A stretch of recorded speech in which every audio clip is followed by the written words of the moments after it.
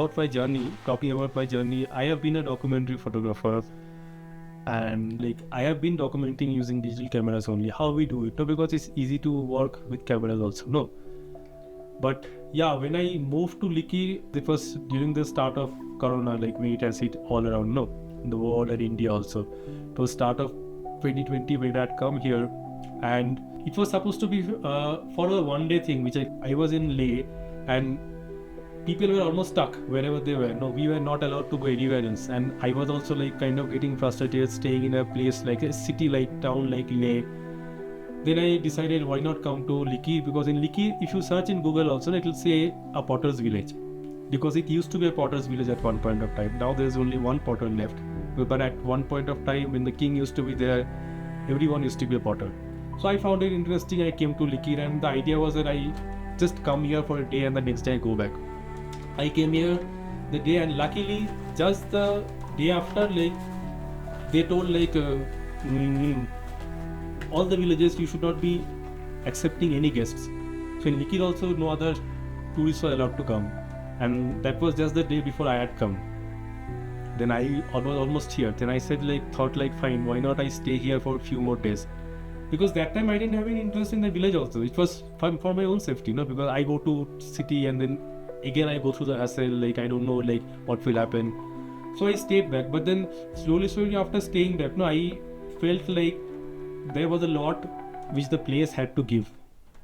Because I feel in Ladakh, no, places like Ladakh and all the other places also, we always go with our project, no, and that is how we set the timeline. That is how we exchange, no, there is not much of exchange happening, because we come to some place with a work, and that work is what is filled up in our head, no, okay, we'll come here, let's do the shoot, and then we go back.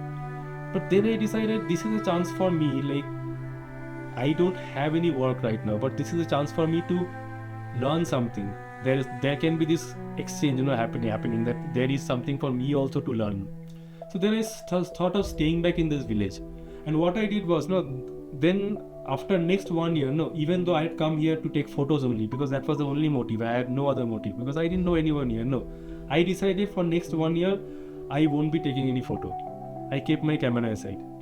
And I think that was the turning point, because if I had been taking photos, maybe after 1 or 2 weeks, I would have thought, okay, I'm done. What more to photograph? It's the same thing, But just because I kept the camera aside, then I started learning. I used to stay with the potter's family as a volunteer, and I started learning farming, and I used to sit with the people in the groups, and whatever they talk about, about the water and how it's coming, every local conversations that we have, which is very local to the villages also. So I started understanding those things and what values they hold.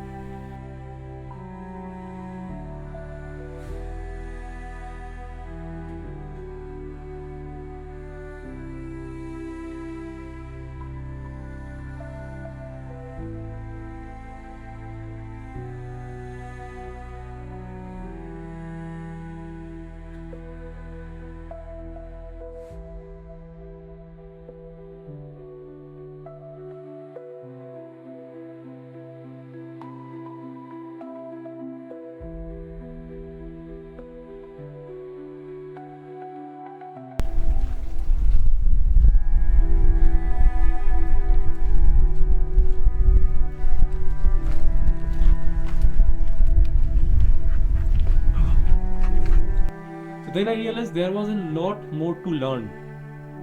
I think I would say a lot more to learn as a person, I think, more than being an artist. And that's how I stayed back. And then what happened after 1 year, when I started taking photos, it was very different for me. Because after 1 year, when I was taking photos, even though I had a camera in my hand, I was not a tourist for them. If I had taken photo right from the start, I would have been a tourist. They would have thought this guy is a photographer. But since I didn't take any photo for 1 year, after 1 year when I started taking photos, I will be doing the same farming work, but I'll have the camera with me. I'll be taking photos of all the people working. But they never saw me as a photographer. They never saw me as a tourist. And that's how I could actually go into that intimate space. I could sit inside someone's kitchen and just take a photo of them, which otherwise is not possible, right? It's not easy.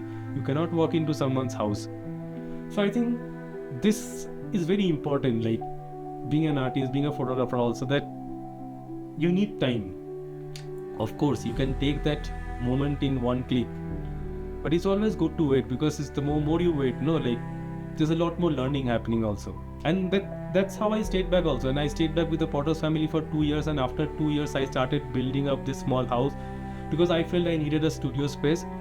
And the reason I built up the studio in a place like this was I thought, because since I'm working with older techniques, resources from the surrounding material, this could be a way where I can teach the locals also, because no one will be teaching them in the schools. No, not even in cities they will teach them in the schools. So of course, like here the students will never have a chance. No, they will never go to Delhi and any place and do photography course when they'll teach this. No. So then I thought, like, why not have a studio here where I can do my own practice and I teach them also, because whenever I teach them, it's a learning for me also.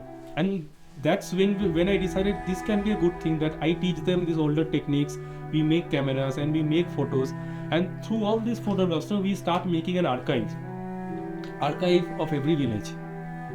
I mean, everyone can make archives, but I can't go to every villages and start making the archives. No, but if they make their own archives, no, it's a wonderful thing, no, because archive is the future, right? Like, how do we know about our history? So that's how I ended up here.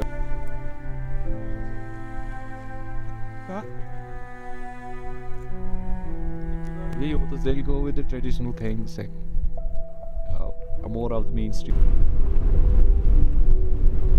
How we talk about them, there are several ways we can talk about them, but then how do we actually pass the message which we want to tell also through the stories? This is basically nothing. This is just a shelf of a very old house. It's a shelf of the kitchen, but here I have done embroidery on the shelf itself, because these are things which actually, like it'll point your eyes towards, like why these have been marked, why this particular thing is marked. So it's also a way of showing how these objects, like these actually talk about collective memory of people, and to some extent it also talks about the identity.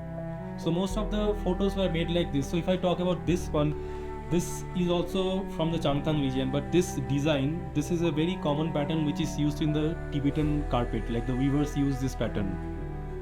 This is a very common pattern. So I kind of merged this, like, with the landscape, because this is the landscape by the leaf, and I put the pattern, like, which they use on the carpet on the top of this.